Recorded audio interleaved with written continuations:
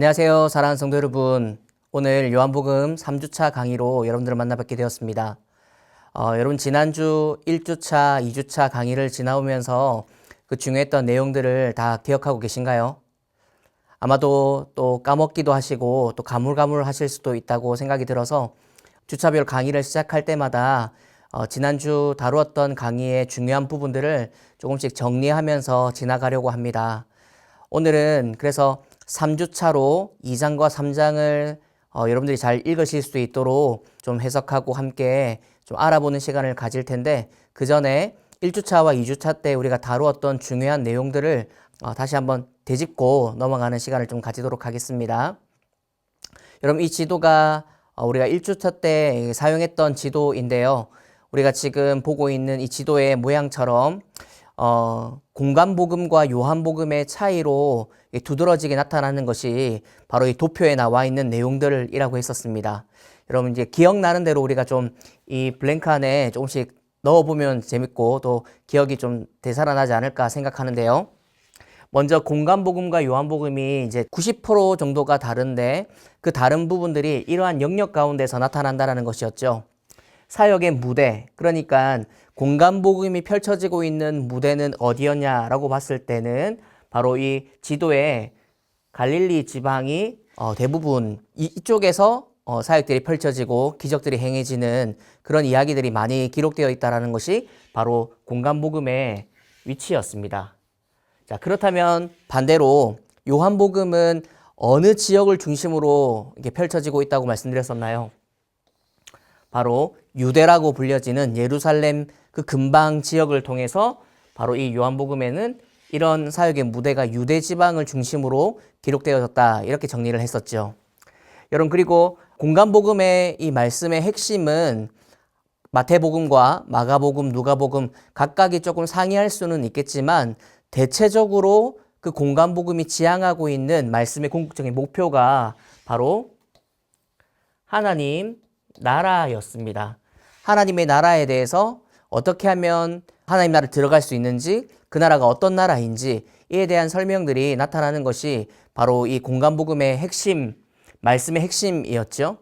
그런데 그와 좀 상이하게 요한복음은 하나님 나라 천국보다도 바로 예수님이 누구신가에 대한 이야기가 주를 이루고 있습니다. 예수님이 누구신가? 예수님이 어떤 분이시고 그분이 하나님이랑 어떤 관계를 가지신 분이신지 이런 부분에 명확하게 설명해내고 싶어하는 사도 요한의 욕심이 보이는 책이 바로 요한복음이라고 했죠. 그렇기 때문에 그 말씀의 핵심이 다르기 때문에 사역의 초점도 달라질 수밖에 없는 것이죠.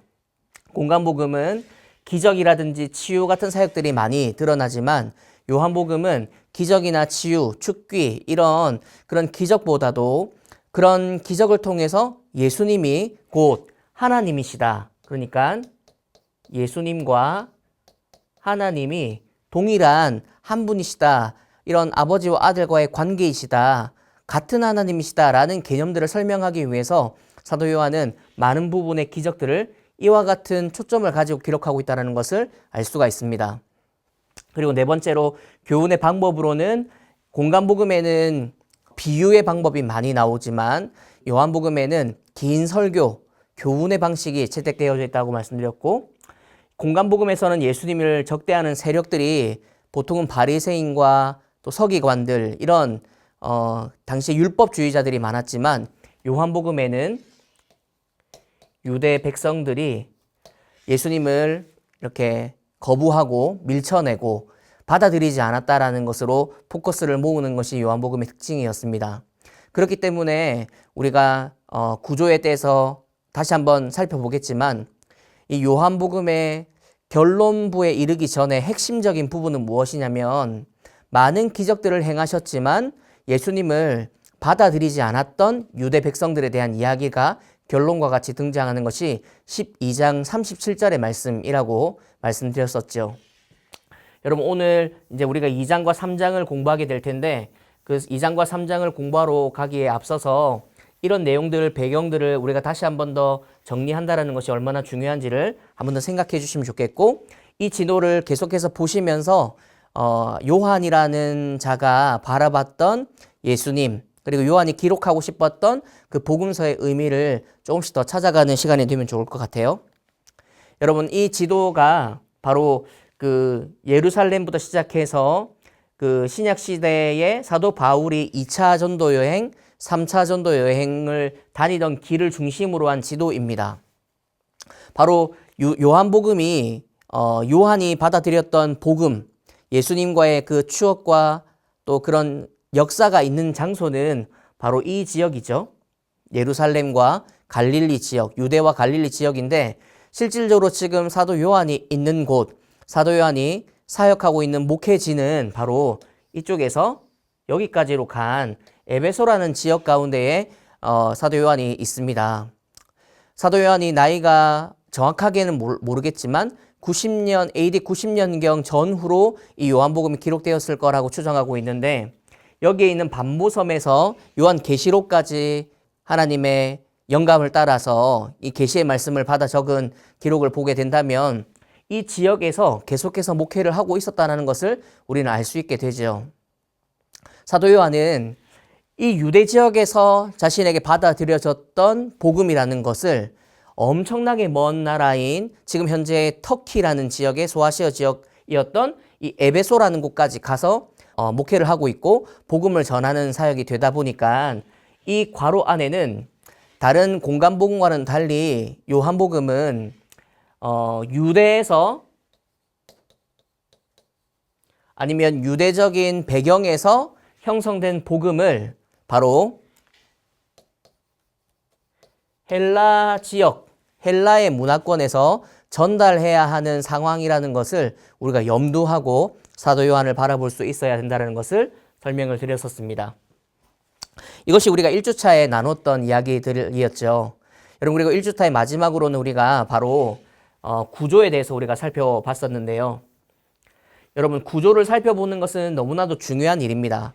왜 그러냐면 여러분, 거대한 코끼리 한 마리를 가까이에서 망원경으로 이렇게 본다고 했을 때에 세심하게 그 털이라든지 그 피부의 조직들을 우리가 현미경이라든지 아니면 가까운 좋은 카메라로 본다면 볼 수는 있겠지만 그것이 무엇인지는 알 수 없는 것처럼 오히려 그 코끼리가 거대한 코끼리라는 것을 알 수 있기 위해서는 멀찌감치 떨어져서 요한복음 전체를 보는 그런 것과 같은, 코끼리 전체를 보기 위해서 멀찌감치 떨어져서 코끼리를 봐야만 하는 것처럼 요한복음도 전체적인 1장부터 21장까지의 내용을 잘 정리한 상태로 공부를 시작하는 것이 더 효율적이고 좋다는 생각이 듭니다. 그래서 요한복음의 구조를 살펴보게 되면 생선을 기억하라 라고 제가 한번 말씀드렸던 거 기억하시죠? 제가 그림은 잘 그리지 못하지만 자, 이 생선으로 봤을 때 머리와 꼬리를 잘라내고 이 부분을 바로 서론, 그리고 이 부분을 결론이라고 해서 1장이 서론이 되는 것이고요. 그리고 21장이 결론이 된다 이렇게 말씀드렸고, 여기 있는 본론을 바로 두 부분으로 나눌 수가 있다라고 말씀을 드렸잖아요.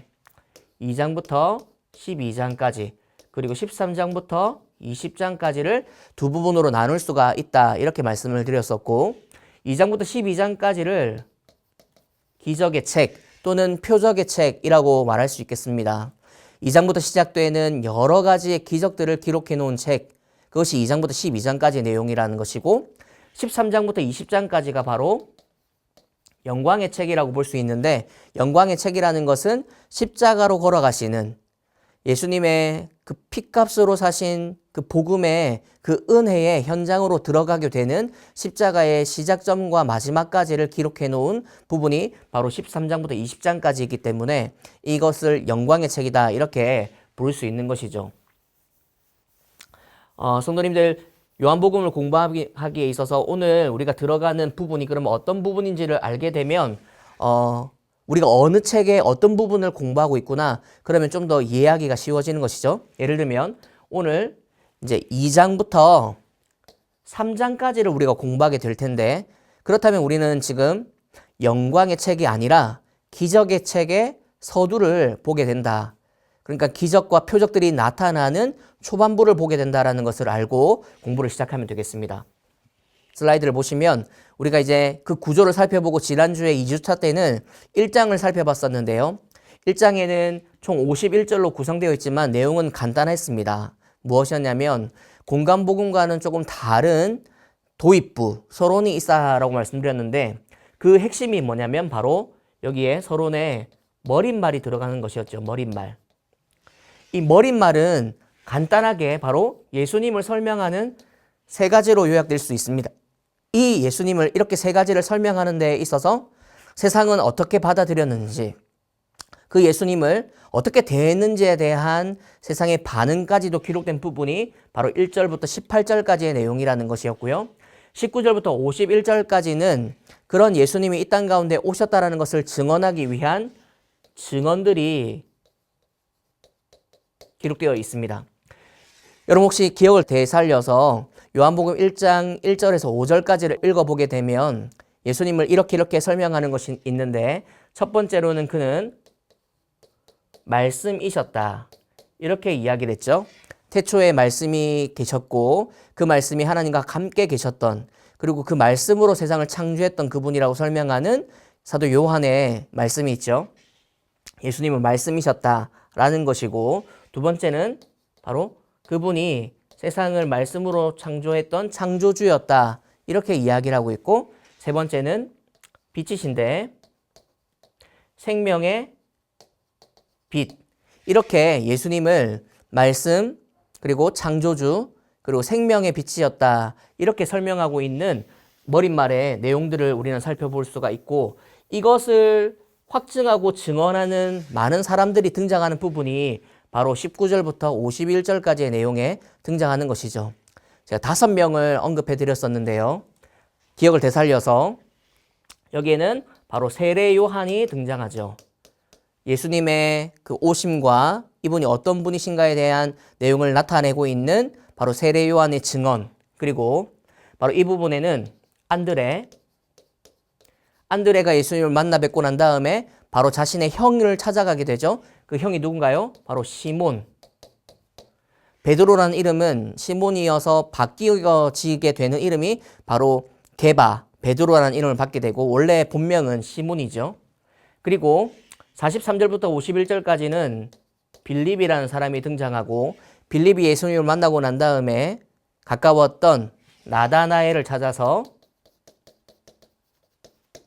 예수님을 증거하고, 예수님은 이 나다나엘을 보자마자 이스라엘에서 이렇게 마음이 정말 좋은, 깨끗하고 정직한, 간사한 것이 없는 이런 사람을 본 적이 없었다라고 칭찬하시면서 나다나엘을 만나주시는 장면이 바로 이 1장 가운데에 5명의 증언들로 구성되어져 있습니다.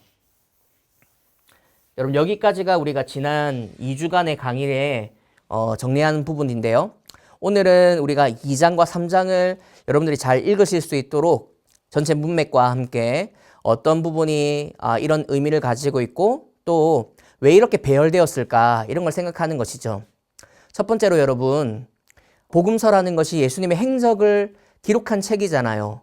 예수님께서 복음을 전하시고 또 때로는 제자들을 가르치시고 때로는 병자들을 치유하시고 여러 많은 기적과 이적들이 기록되어져 있는 것이 바로 이 복음서일 텐데, 이 복음서를 진행하는 과정, 그런 방식들이 여러 가지일 텐데 요한복음은 특별히 이 2장을 조금 요한이 특별하게 각색해 놓았다라고 봐도 무관할 만큼 이 2장 가운데는 공통점을 가진 2가지 사건이 등장합니다. 바로 가나의 혼인잔치, 갈릴리 가나의 혼인잔치와 성전을 청결하는 사건입니다. 여러분 여기서 우리가 생각해 볼 때 이 2가지가 어떤 공통점이 있을까 잘 모르겠지만 하나씩 조금 들여다보면 좋을 것 같아요.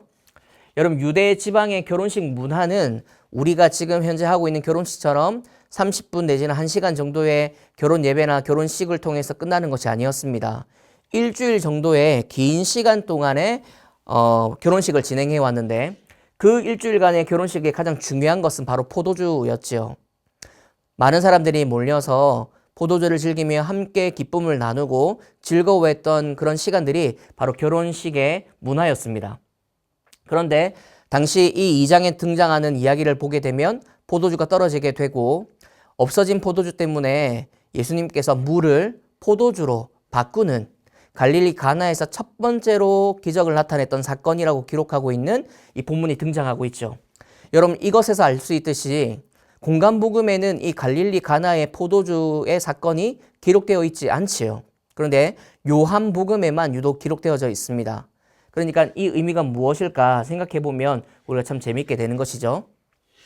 보시면 이 본문 가운데 2장 11절에 보면 예수님께서 이 기적을 통해서 바로 자신의 영광을 드러내셨다라고 말씀하시는데, 영광을 드러냈다라는 표현 자체가 내가 누구인가, 내가 어떤 일을 하는 사람인가, 내 존재가 무엇인가를 드러냈다, 그것으로 내가 영광을 보여줬다라고 하는 걸로 대신할 수 있겠어요.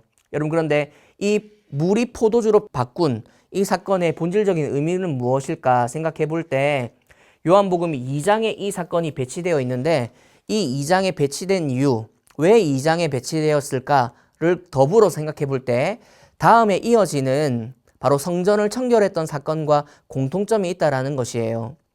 여러분, 성전을 청결한다라는 것은 예수님께서 공생애를 시작하시고 난 다음에 어느 정도는 사람들을 교훈하시고 내가 어떤 분인가를 나타내고 난 다음에 성전을 청결해야만 사람들이 예수님의 권위에 놀라기도 하고 또 순종하게 되는 그런 시간들이 필요하지 않을까요? 어느 학자들은 이 성전을 청결한 사건이 2번 있었을 것이다 라고 주장하는 사람도 있고, 또 어떤 사람들은 요한복음의 2장에 기록되어 있지만 이 사건은 시간적인 배열에 따라 기록한 것이 아니라 예수님께서 후대에, 그러니까 공생애의 마지막 해쯤에 진행됐던 사건인데, 이것을 사도 요한이 의미 때문에 2장 앞으로 배치해서 기록해 놓았을 것이다 라고 생각하는 학자들도 있습니다. 무엇이 정확하게 이것이다 라고 말할 수는 없겠지만, 저는 2장의 사도 요한이 바로 이 갈릴리 가나 혼인잔치와 성전 청결 사건을 같이 묶어서 2장 가운데 배치한 이유가 저는 이것이라고 개인적으로는 생각합니다. 그것이 무엇이냐면, 바로 여러분, 성전 청결 사건이라는 것이 바로 성전 안에 여러 가지 많은 사람들이 소를 팔고 양을 팔고 비둘기를 파는 많은 사람들이 있었던 모양이에요. 그리고 그뿐만 아니라 돈을 바꾸는 사람들까지 있으면서 처음에는 제사를 잘 드릴 수 있도록 보조하고 협력하는 많은 사람들의 발걸음들과 수고들이 있었다라는 것이죠. 그런데 왜 예수님은 이 성전을 청결하게 하는 그런 기적들을, 그런 일들을 할 수밖에 없었을까요? 이런 사람들이 생겨난 이유가 무엇일지를 먼저 생각해 보면 참 좋을 것 같습니다. 당시의 제사는 자신이 길렀던, 또 자신이 가꾸고 있던 그런 소나 양이나 비둘기를 데리고 와서 성전 가운데까지 올라가서 제사를 드려야만 했죠. 그런데 그러다 보면 데리고 오는 길에 흠이 나기도 하고 또한 아프기도 하고, 이 가축들이 흠이 생기게 되면 제물로 쓸 수가 없기 때문에 그 편의를 위해서, 또 그 이득과 이익을 누리기 위해서 먼 데서 오는 사람들을 위한 제물들을 성전 주변에서 팔기 시작했습니다. 그런데 그것이 성전 안까지도 많은 사람들이 모여들다 보니 그런 이익을 위해서 너나 나나 할 거 없이 팔게 되었고, 그 가운데에는 성전세라든지 헌금을 위해서 돈을 바꿔주는 사람들도 생겨나게 된 것이죠. 환전하는 사람들입니다. 지금도 우리가 어떤 외국을 가거나 다른 나라를 여행을 할 때 준비하는 것이 바로 환전의 부분인 것처럼, 이때 당시에도 이 성전세를 내기 위해서, 또 하나님께 드리는 헌금을 위해서 돈을 바꿔서 낼 수밖에 없는 사람들의 필요를 위해서 이런 사람들이 이 성전 가운데 생겨나게 되는 것이죠. 그런데 문제는 무엇이냐면, 예수님께서 본문 가운데 이렇게 말씀하십니다. 내 아버지의 집으로 장사하는 집을 만들지 말아라, 이렇게 말씀하세요. 그리고는 노끈을 만드셔서 채찍질 하시면서 그들 다 쫓아내십니다. 소 파는 사람, 양 파는 사람, 돈 바꿔주는 사람들을 다 쫓아내시면서 상을 엎으시고, 이렇게 예수님이 분노하시면서 그들을 전부 다 바깥으로 밀어내버리시고, 비둘기 파는 자들에게는 유독 내 아버지의 집으로 장사하는 집을 만들지 말아라, 이런 말씀을 주십니다. 여러분, 비둘기라는 것이 사람이 기르는 동물인가요? 그렇지 않지요. 성경에 보면 비둘기는 하나님께서 기르시고 세상에 있는 날아다니는 조류들은 전부 다 하나님께서 먹이시고 기르신다라고 해도 과언이 아닌 것이죠. 이런 비둘기를 잡아서 가장 가난한 사람들이 제사를 드릴 수 있도록 배려해 놓은 하나님의 법칙을 유독 이익을 위해서 그들을 비둘기를 잡아서 비싼 값에 파는 사람들을 보면서 이렇게 혼내시고 분노하시는 예수님 모습을 본문 가운데는 볼 수 있다는 것이에요. 그렇다면 성도 여러분, 이 사역이, 성전을 깨끗하게 하는 이 사역이 공생애 이후에 바로 예수님께서 이제 세례를 받으시고 난 다음 예수님으로서의 이 사역을 시작하는 공생애 초반에 이 일이 가능할까요? 만약 이렇게 했을 때 이 성전을 지키는 많은 바리새인들이나 서기관들이나 율법주의자들이 예수님을 가만히 두었을까요? 저는 그럴 수 없었을 것이라 생각하기 때문이에요. 여러분, 그래서 저는 이 성전을 청결한 사건은 예수님께서 공생의 시간을 조금 가진 후 말미쯤에 일어났던 사건을 사도 요한이 이 2장으로 갖다 놓았을 것이다, 이렇게 생각을 합니다. 여러분, 그 이유가 뭐냐면, 여러분, 성전에 청결하는 사건이라는 것은 바로 예배를 드리는 마음, 제물을 준비하고 하나님께 나오기 위해서 우리의 마음을 가다듬고 가꾸는 그 마음에 대한 부분을 바꾸어 주시고 갈아엎어 주시는 것이죠. 여러분, 물이 포도주로 바뀌어서 포도주를 먹고 마심으로 누리는 그 사람들은, 포도주라는 것이 결국엔 신약시대에 많이 우리가 포도주를 지금도 우리가 성찬식 가운데 사용하는 의미가 무엇인가요? 바로 예수님의 십자가의 보혈, 살과 피를 찢으신 그분에 대한 기념하는 의미로 우리가 포도주를 쓸 때, 사도 요한이 갈릴리 가나의 이 포도주 사건과 그리고 성전 청결 사건을, 두 가지의 사건을 2장의 공생의 시작 부분에 이렇게 딱 위치해 놓은 이유는 바로 몸과 마음을 깨끗하게 하실 예수님의 사역, 몸과 마음을 치료하시고 깨끗하게 하시는 예수님의 사역에 대한 시작점을 알리는 기적으로 나타내지 않았을까, 이렇게 보는 견해의 학자들도 있다라는 것이에요. 사랑하는 성도 여러분, 우리가 정확하게 알 수는 없지만 가나의 혼인잔치와 성전을 청결했던 그 사건의 공통점은 다 깨끗하게 한다라는 것을 의미합니다. 성전을 청결하는 것도 포도주를 마심으로 인해서 우리가 그 기억하고 우리의 죄를 씻김 받는 예수님의 십자가의 보혈을 의미하는 것처럼 생각해 봤을 때는, 사도 요한이 이 2장의 사건을 묶어서 깨끗하게 하는 사역에 대한, 예수님이 앞으로 하실 그 사역에 대한 정말 시작점을 알리는 그런 기적으로 2장을 묶어두지 않았을까, 이렇게 바라보는 견해이죠. 그리고 동시에는 그렇게 깨끗하게 하는 사역을 누가 하시느냐? 바로 예수님이라는 분이 이런 사역들을 진행해 나가실 거다라는 말씀으로 이렇게 2장을 시작하고 있다라는 것입니다. 이어지는 2장 23절에서 25절을 보면 예수님께서 이 속에 대한 속마음을 다 아신다, 이런 구절이 적혀 있어요.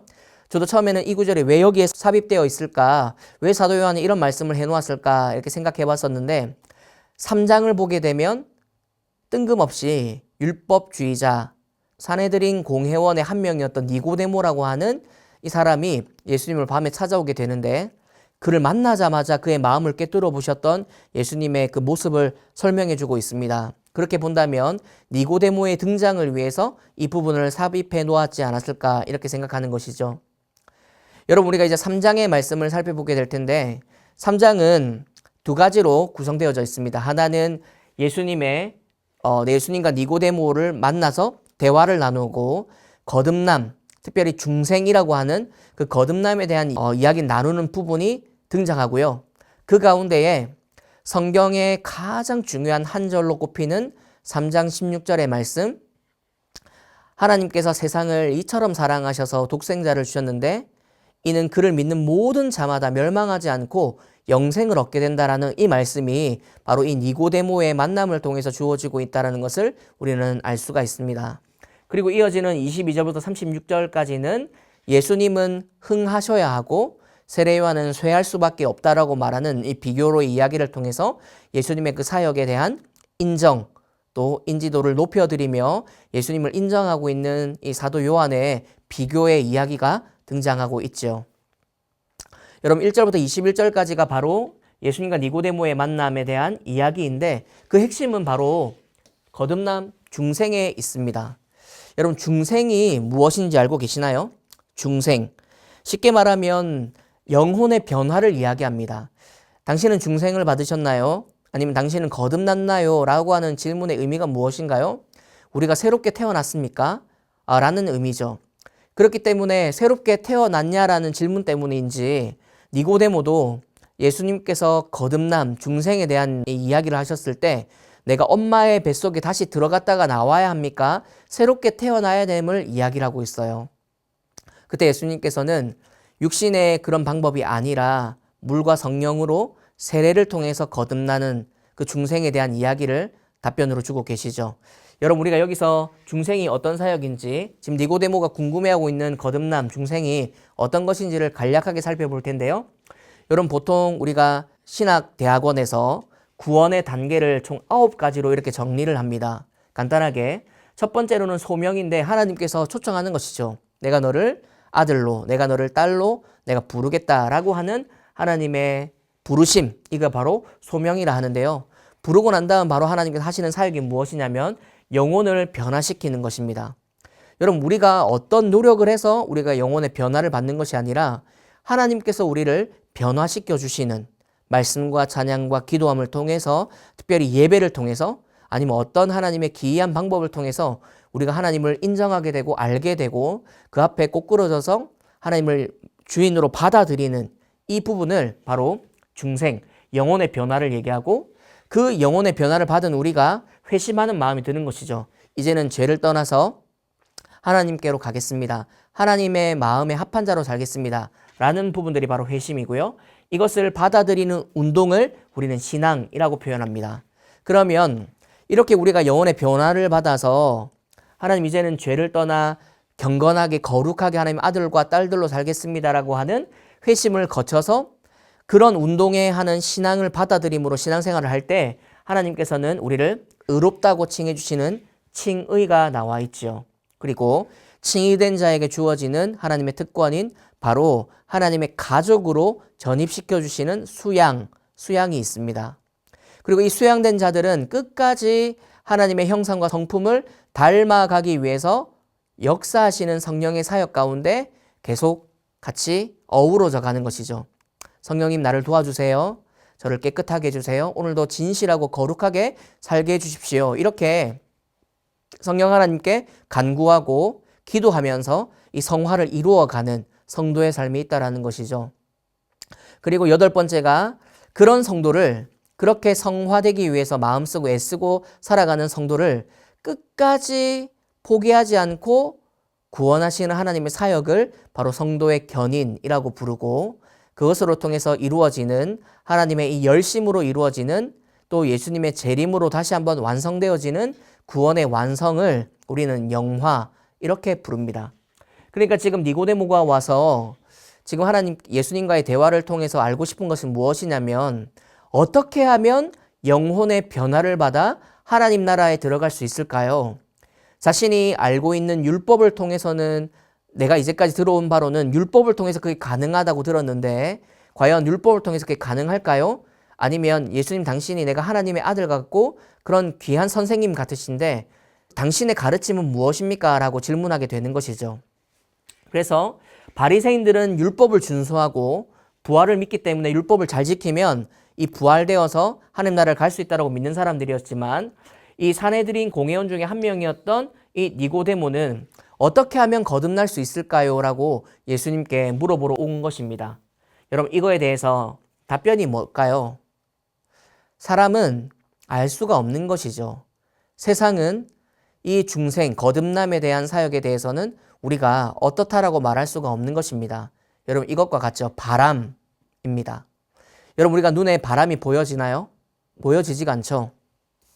예를 들어서 여기 있는 이 종이 하나가 그냥 이렇게 바로 서 있으면 바람이 부는지 안 부는지는 알 수가 잘 없지만, 만약에 바람이 불어서 종이가 만약에 이렇게 흔들린다라고 봤을 때는 바람이 불었구나 알 수가 있게 되는 것이죠. 여러분, 거듭남, 중생의 사역이라고 하는 것이 바로 이 바람과 같다라는 것이에요. 어디서부터 불어와서 어디로 흘러가는지는 알 수는 없지만 지나고 나면 그 흔적이 남는, 흔들리는 흔적이 남는 이 종이처럼 중생은 지나고 나면, 하나님의 사역이 지나고 나면 사람이 죄를 떠나가려고 하고 신앙을 받아들이기 위해서 부단히 애를 쓰고 하나님께 다가가려고 하는 노력들이 있는 신앙이 되어지는 그런 과정들이 있기 때문에 중생은 우리가 알 수 없지만 지나고 나면 흔적이 남는 것이다. 이렇게 받아들이는 것이죠. 여러분 이것을 설명하고 있는 요한복음 3장 14절부터 17절까지의 말씀을 제가 한번 봉독하겠습니다. 모세가 광야에서 뱀을 든 것 같이 인자도 들려야 하리니 이는 그를 믿는 자마다 영생을 얻게 하려 하심이니라. 하나님이 세상을 이처럼 사랑하사 독생자를 주셨으니 이는 그를 믿는 자마다 멸망하지 않고 영생을 얻게 하려 하심이라. 하나님이 그 아들을 세상에 보내신 것은 세상을 심판하려 하심이 아니요 그로 말미암아 세상이 구원을 받게 하려 하심이라. 여러분 우리가 중생이 어떻게 해서 가능해지는지는 알 수는 없지만 오늘 본문 가운데 말하고 있는 것이 무엇인가요? 믿음. 예수를 믿는 그 믿음.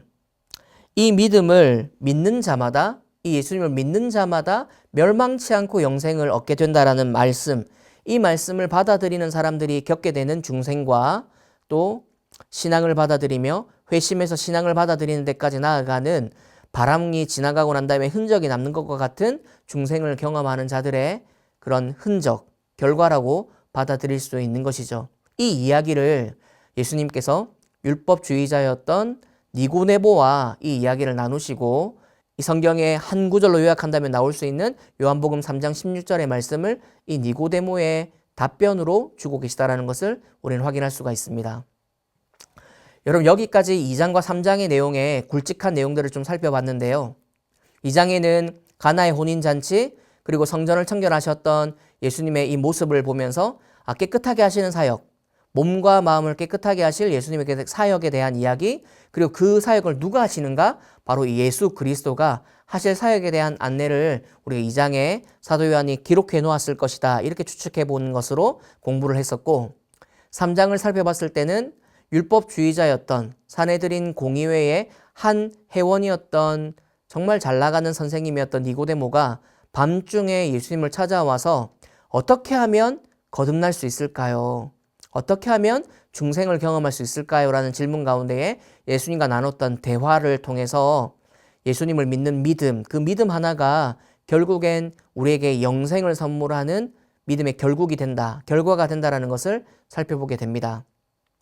사랑하는 성도 여러분, 요한복음이라는 책이 참 어렵고 신비하고 오묘한 책이기 때문에 많은 시간이 필요하기도 하고 또 대학원에서는 요한복음 하나만 하더라도 한 학기 또는 두 학기를 걸쳐서 공부하는 책인데 이 짧은 시간 안에 여러분들과 함께 이 공부를 해나가는 데 있어서 한계가 있습니다. 그런데 여러분 이렇게 강의를 들으시고 다시 한번 2장과 3장을 읽어 나갈 때에 도움이 될 수 있도록 하는 것이니 여러분 강의를 잘 따라오시면서 본문을 읽어주시면 감사하겠습니다.